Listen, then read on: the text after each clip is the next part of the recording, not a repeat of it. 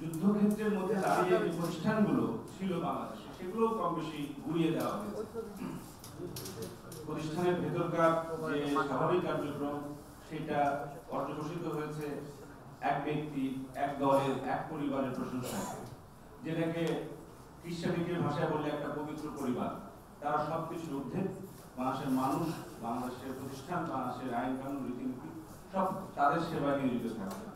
পিআইবিও একই ধরনের বাস্তবতা ফিরে এসেছে। ফলে পিআইবি যে সাংবাদিকতার ক্ষেত্রে সাহিত্যের বেলায় যেমন বাংলা একাডেমির যে কাজ, শিল্প ক্ষেত্রে শিল্পকলা একাডেমির যে কাজ, সাংবাদিকতার ক্ষেত্রের ব্যাপারে পিআইবি কিন্তু সেরকম একটা একাডেমি।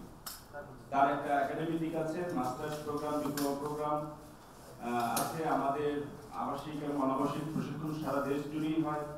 আমাদের গবেষণা বিভাগ আছে, যেখানে গবেষণা কার্যক্রম পরিচালিত হয়, যার একটা অংশ আজকে আপনারা এখানে উপস্থাপন করবেন অধ্যাপক মামুন।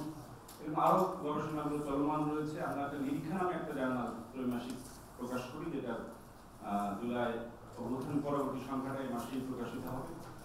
আরো কিছু বই, পুস্তক আমরা মেলার মধ্যে নিয়ে আসবো। আমরা নতুন করে একটা ফ্যাক্ট চেকিং এবং মিডিয়া অ্যানালাইসিস একটা টিম গঠন করেছি, যেটা খুবই দক্ষ কর্মীদের নিয়ে, গবেষক এবং ফ্যাক্ট চেকারদের নিয়ে গঠিত হয়েছে, যেটা অচিরেই কাজ শুরু করবে।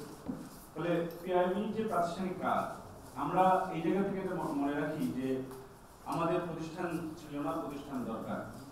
আওয়ামী লীগ বিগত ফ্যাসিবাদের যে জমানায় তারা অনেক ভবন কাঠামো দাঁড় করিয়েছে, কিন্তু তারা কিন্তু অনেক প্রতিষ্ঠানও তাদের নিজেদের হাতে নিয়ে নিয়েছে। আপনি একটা ভবন জ্বালিয়ে দিতে পারেন, একটা মূর্তি ভাঙতে পারেন, এই প্রতিষ্ঠানটা কিন্তু খুব কঠিন সেগুলোকে আবার সঠিক পথে নিয়ে আসা। ফলে আমরা আমাদের যাবতীয় কার্যক্রমের মধ্যে একটা জিনিস খেয়াল রাখি, যাতে প্রতিষ্ঠান হিসেবে পিআইবি টেকসই হয়, গতিশীল হয় এবং সংবাদ ক্ষেত্রকে সেবা করার মধ্য দিয়ে তার প্রয়োজনীয় ইনপুটগুলো সেটা মেটাবার মধ্য দিয়ে দেশটাকেও একটা জায়গায় এগিয়ে নিয়ে যায়। আমরা ফ্যাসিবাদের জামানায় আমরা এটাকে নাম দিতে পারি বিভিন্ন ভাবে। আমরা এটাকে সিভিক মিলিটারি একটা অলিগার রেজিম মনে করি, যেটাকে খুব জনপ্রিয় ভাষা হচ্ছে ফ্যাসিবাদ বলা হচ্ছে। এবং এই ফ্যাসিবাদের হাতিয়ারগুলোর মধ্যে একটা বড় হাতিয়ার ছিল কিন্তু সাংবাদিকতা।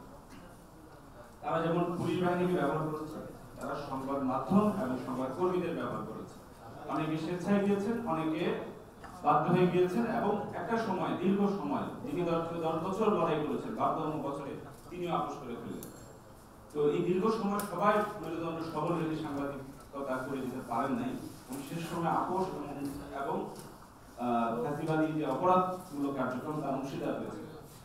সংবাদ ক্ষেত্রটাকে ব্যবহার করে বিগত রেজিম তার রাজনৈতিক প্রতিপক্ষ, তার মার্গদর্শী প্রতিপক্ষ বা যে কেউ তাকে কোনো জায়গায় প্রশ্ন করবে, চ্যালেঞ্জ করবে, সে তাদেরকে কালিমালিপ্ত করছে, তাদেরকে ভিলেনের জায়গায় দাঁড় করিয়েছে।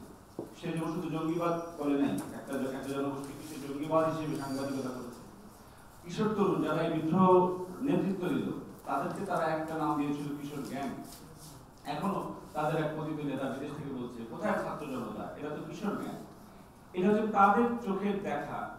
এই কিশোর গ্যাং ধারণাটাও কিন্তু প্রতিষ্ঠা করেছে হচ্ছে গণমাধ্যম, যেমন জঙ্গিবাদের ধারণাটাও প্রতিষ্ঠা করেছে গণমাধ্যম। তো এই গণমাধ্যমের এই শিকার রাজনীতি, যেটা মামুন আজকে উপস্থাপন করবেন, তার শিকারী সাংবাদিকতা, এই পথটি প্রতিষ্ঠা করার মধ্য দিয়ে এই সংজ্ঞা বা পথ বা প্রত্যয় একেবারেই নতুন।